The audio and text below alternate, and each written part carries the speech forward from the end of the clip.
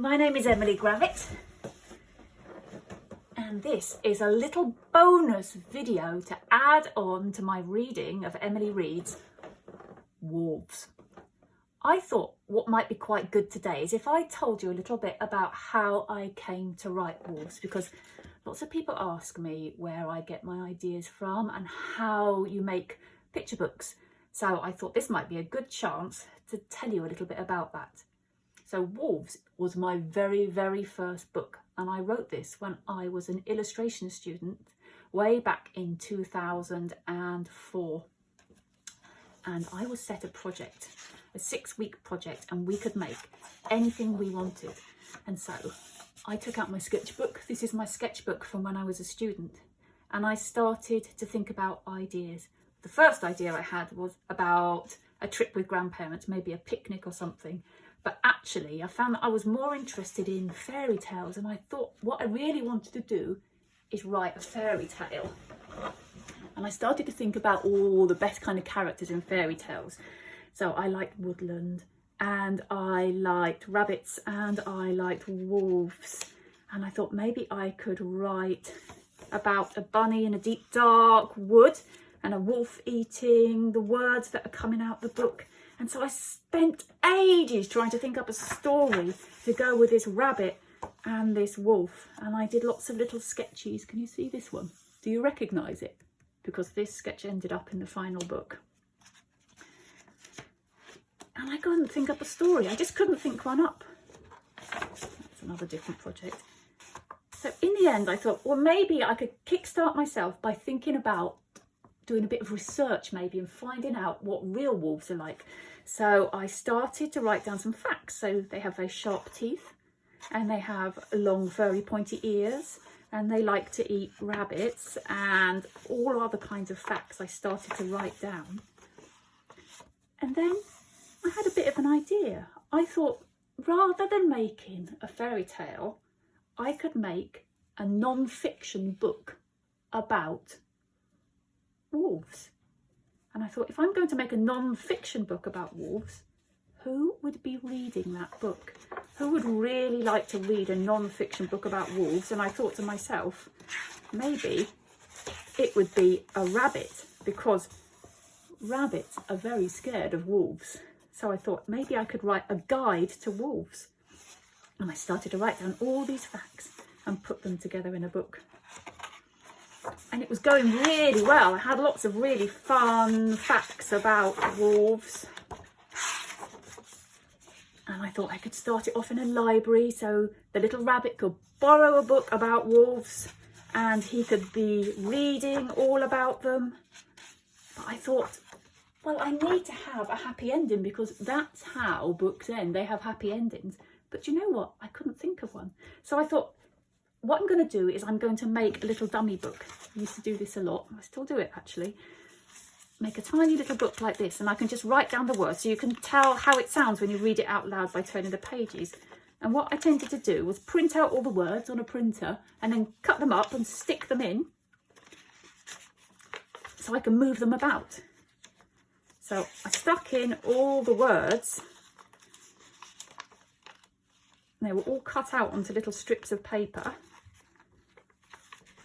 And when I got to the bit where wolves eat mainly meat, when the printer printed out the bit that said rabbits, which was meant to be on this page, because on the next page the rabbit was going to escape from the wolf, but when I printed out the words, the word rabbits was on a different piece of paper. And I realised it looked a little bit like the wolf had eaten the book. And I thought it was quite funny, so I showed it to my daughter, and she was 7, and she laughed. So I decided to leave it like that. But then I had a panic, and I thought, oh, I can't do that. I need to make a disclaimer. I need to say that no rabbits were eaten. So I made another fake ending. Let me show you. I made another fake ending. But I made it out of cut up bits of the artwork so that you would actually really know that you might think that the wolf had eaten the rabbit after all. And then I added this. So when I had got all my artwork. I drew it out on bits of paper and I scanned it in, and I went to the book binding department in the university and I made a book. I sewed it together. I printed out the pages and I sewed it together. And this was the very original book that I made for my college project. Can you see it looks very much like the finished book? Still got this. Looks slightly different inside, but not very. There we go. Slightly different rabbit. And it says rabbits, and then exactly the same ending. And when I'd done it, I showed it to my tutors and the other students in my class, and I was really pleased with it. And then I saw on the notice board an advertisement for a competition, and I was never very good at competitions. I never won anything, but this was a competition to enter a picture book, or is illustrations, into something called the Macmillan Prize. So I entered my book, I sent it up, I wrapped this whole book up and I sent it into the competition. And then I didn't think much about it because it was my final year and I was very busy, and I didn't expect to win because I never win anything. And then I got a phone call saying that I'd won and that they were going to publish my book, Wolves. So that was back in 2004, and Wolves got published in 2005. And since then it's been very exciting because all sorts of things have happened. It's got published in lots of different languages. Look, here's a Chinese edition. Looks great in Chinese. And French and German and all sorts of things. And then a few years ago, it was the 10th anniversary. So we made 2 special editions for the 10th anniversary. One of them, the paperback version, it had an extra in it.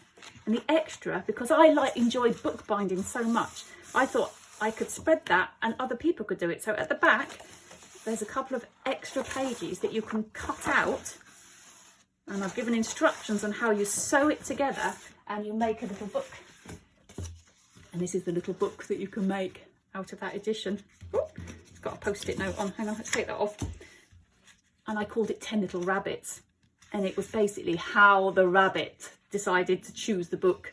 So, shall I read it to you? It says, let me just get close in a little bit. Down a bit. It says, 10 little rabbits hopped out to dine. One got caught in a net. And then there were 9. 9 little rabbits looked up and saw the weight. One was looking at the ground. And then there were 8. 8 little rabbits think their burrow's heaven.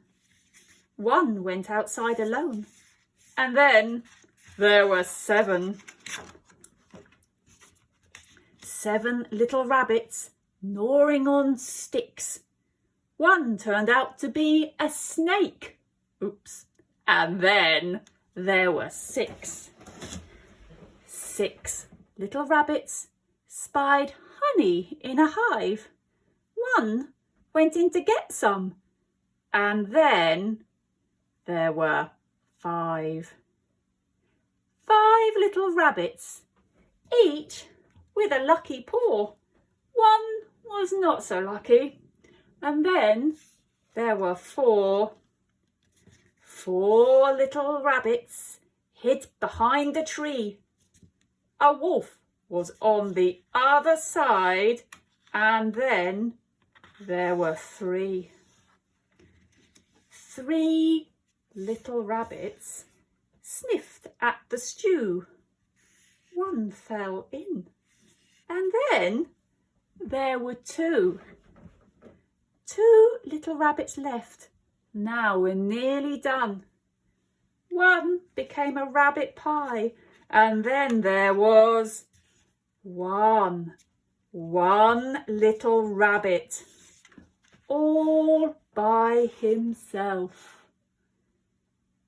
Went to the library and chose a book from the shelf. And I think we know what that book is. Another edition. I did an extra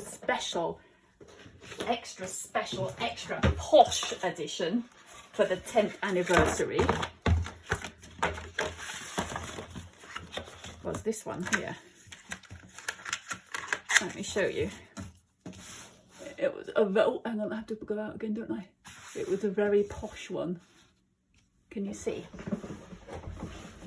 I made a special jacket for it, and it was really special because it was a bit like the original cover. Can you see them side by side? But instead of all being paper, it looked like the wolf had eaten it. And when you opened it up, there's something on the other side. You move it out the way a bit. That's the wolf. And when you pull off the cover, it turned in to a board game, a great big board game. And what you had to do is get your rabbit safely back to his hutch.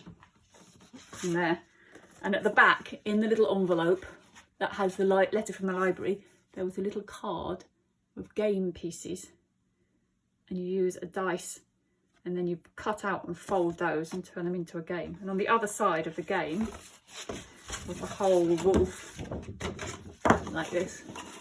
Can you see? That was very exciting. So what started off as a college project turned into quite a big, exciting thing for me. So that was my first book. So I thought I'd just tell you a little bit about how it came about. Thank you for listening. If you come back on Thursday, I will probably teach you how to draw the wolf, I think.